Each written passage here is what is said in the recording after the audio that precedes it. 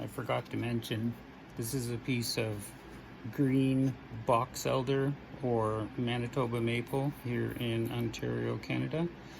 And it's got some really cool color here and there. But this section here is, there's a double knot happening here, and it's quite hard. So this is sort of a situation where my idea of bracing the gouge on my hand is not ideal, but short strokes, very short, will minimize the damage to the back of my hand, and I'll still be able to get the job done. I certainly wouldn't do this if this wood was dry.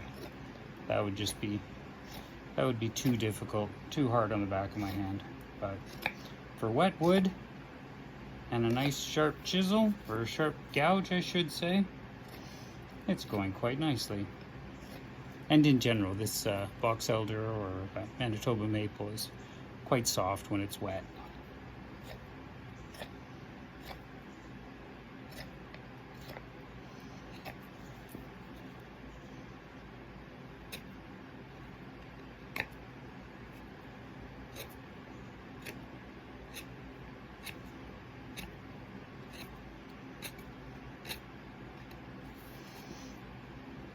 Sorry, there aren't any big chips flying off.